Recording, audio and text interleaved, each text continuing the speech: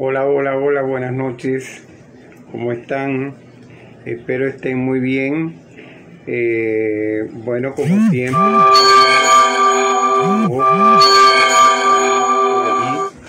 que se están sumando al en vivo. Y bueno,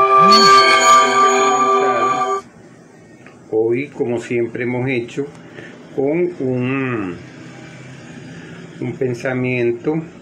Hoy lo vamos a hacer.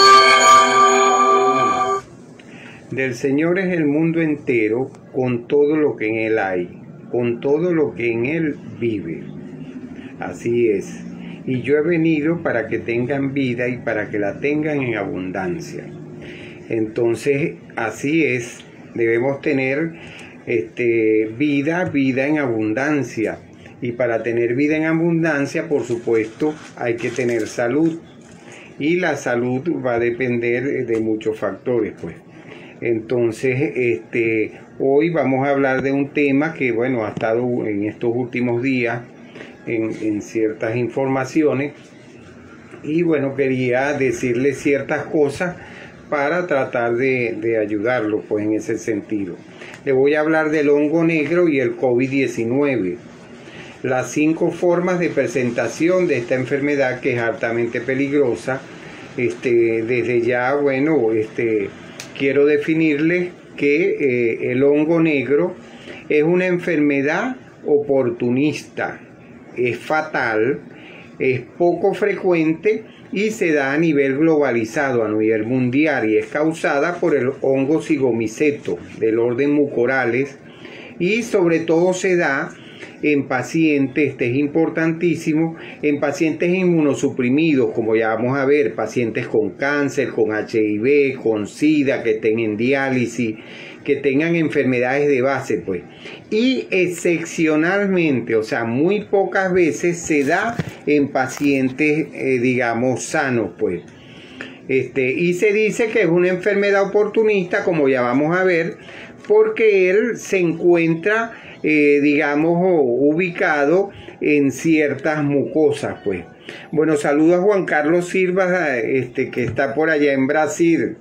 Gracias a Juan Carlos en su comentario del programa pasado.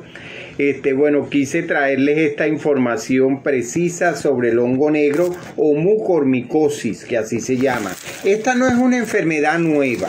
Es importante decirle, esta enfermedad tiene tiempo y bueno, se da en ciertos pacientes, como ya les dije, pues.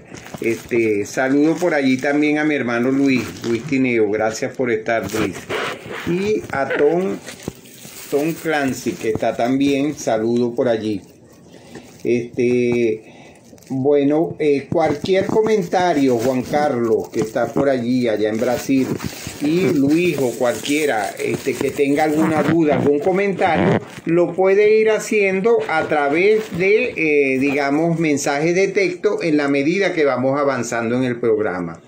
Entonces les decía que el hongo negro es una enfermedad oportunista. ¿Por qué cuáles son las enfermedades que se llaman oportunistas? Son las enfermedades que ellas están, digamos, bacterias, virus, hongo, lo que sea, están en el organismo, pero no te hacen daño.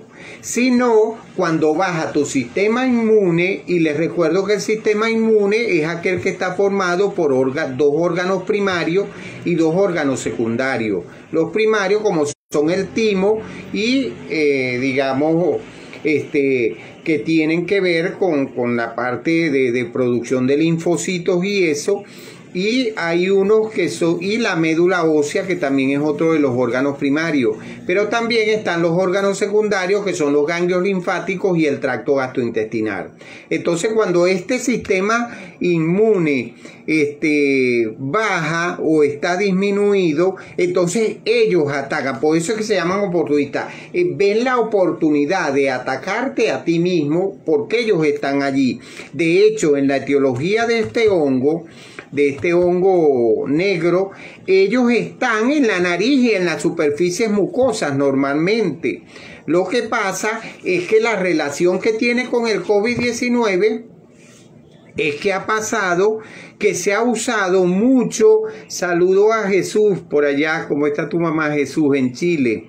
Mira, ¿qué es lo que ha pasado? Que ha habido un exceso de uso de esteroides en el tratamiento del COVID-19, y este exceso de esteroides y de antibióticos de amplio espectro es lo que ha creado eso que les estoy diciendo, que entonces pasa a ser un hongo oportunista y ataca al mismo ser humano a pesar de que él ya estaba allí, pues. José Gregorio Salazar Quijada, también que está por allí. Miren, vean, entonces, en cuanto a la parte, digamos, desde el punto de vista epidemiológico, es importante resaltar que por ejemplo, se produce actualmente, en esta semana se produjeron en la India 9.000 casos. ¿Qué es lo que pasa? Que por ejemplo, en la revista Journal de hongo de micosis del año 2019, allí se hizo un estudio que por cada 1.000.000 de habitantes, es importante que lo sepan, por cada 1.000.000 de habitantes en la India se producían 140 casos.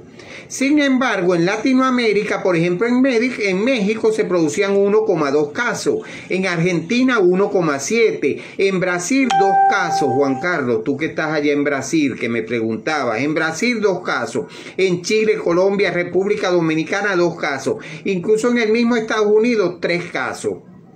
Es decir, que en la India el 70% es más frecuente que en el resto del mundo. Eso es importante para nosotros. Por ejemplo, estos 9.000 casos se dieron sobre todo en una ciudad que está allí en la India, y a pesar de que este hongo tiene alta mortalidad, que es de más de la mitad de los pacientes, el 54%, es importante saber que se producen más que todo esos 150 casos por 1.000.000 de habitantes en la India. Que en toda Latinoamérica, por ejemplo, actualmente en Uruguay que hay 2 casos, en Chile que también hay unos casos, Jesús que está por allá en Chile con tu mamá y tu hermano.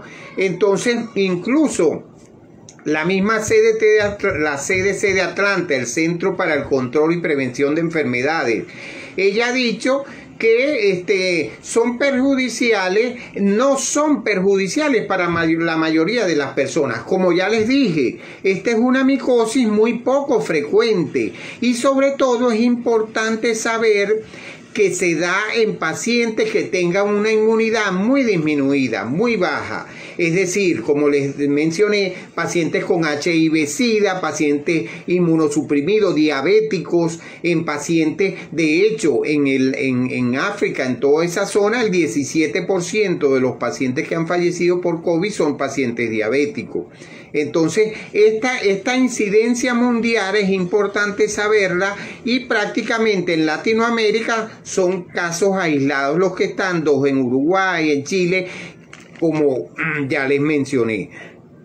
Otro aspecto importante de esta enfermedad es que ella, como ya les dije, está en la flora normal de la superficie de la nariz y mucosas y senos paranasales, pero se encuentra sobre todo en el suelo, en las plantas y sobre todo en alimentos que están en descomposición, en frutas, verduras, el pan ese cuando se descompone, el moho ese que usted ve allí, ese es producto digamos, de la mucormicosis, del cigomicosis, que es este hongo. Entonces, es importante saber que este hongo no tiene características, sino que si usted se expone a él y además tiene mecanismos de inmunosupresión, como ya le dije, estos tipos de pacientes puede infectarse. De hecho, por ejemplo, con el COVID se ha planteado también que pudo haber sido algunas de los hisopos para la prueba de PCR que hayan estado con el cigomicosis, este hongo negro, y que hayan producido esta situación. Saludo a Anaís y a Miriam Sánchez, Anaís Sanabria, al doctor, ¿cómo está por allá? Al doctor Ismael. Entonces es importante esto, que usted se va a contaminar, pero no es infecciosa así como el COVID, porque usted ahora por supuesto, hay que estar pendiente, por ejemplo, en las neveras, la cocina, los alimentos, las frutas, el buen lavado. Esa es la parte preventiva de este hongo. Y por supuesto, si usted mantiene una buena inmunidad desde el punto de vista de la alimentación, por ejemplo, proteína, pollo, pescado y carne, la parte de carbohidratos pero en menos proporción, y vegetales y frutas, al menos que se recomienda según la Organización Mundial de la Salud, al menos 400 gramos de fruta diario. Eso permite mejorar la inmunidad. Incluso hay ciertos suplementos a base de arándano o a base de espirulina que también ayudan a fortalecer la inmunidad, o el Cordyceps. Todo esto se pueden conseguir en países como en México, en Ecuador, en Bolivia, en Perú, etc.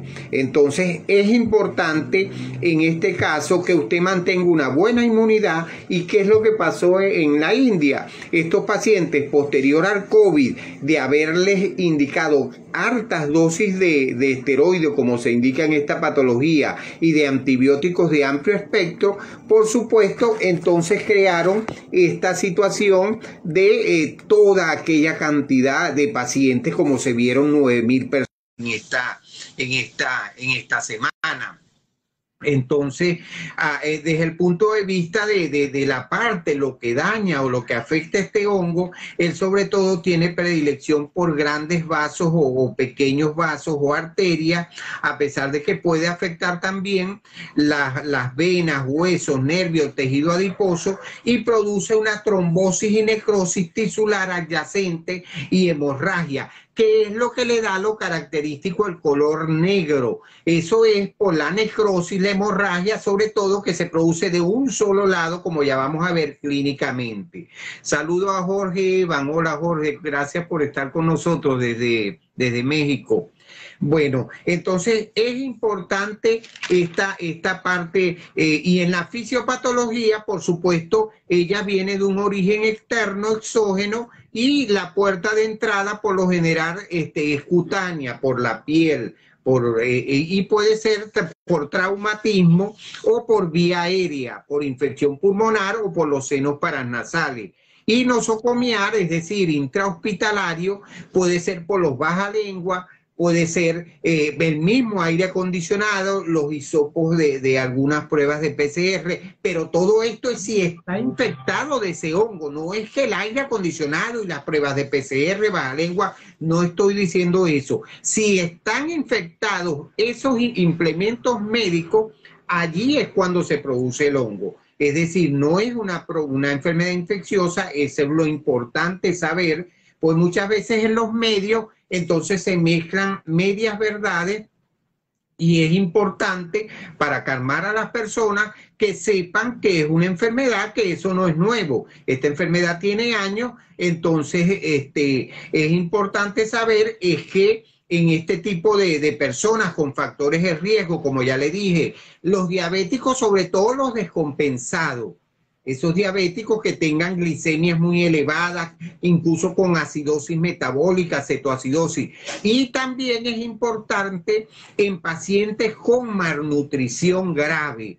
Esta malnutrición, como ya vamos a ver, de ciertos tipos específicos, pacientes con grandes quemaduras, también se ve, y por supuesto los pacientes que tienen una inmunidad muy baja, como son los pacientes hematológicos malignos, como leucemia, linfoma, este tipo de enfermedad muy que afecta mucho la inmunidad. Y incluso los enfermos que se dializan, que también tienen cierta afectación allí en la inmunidad. Lo importante es que es posible, aunque muy raro, en individuos normales sin factores de riesgo. Es decir, si usted es una persona que tiene su inmunidad normal, que tiene una alimentación adecuada y que tiene, digamos,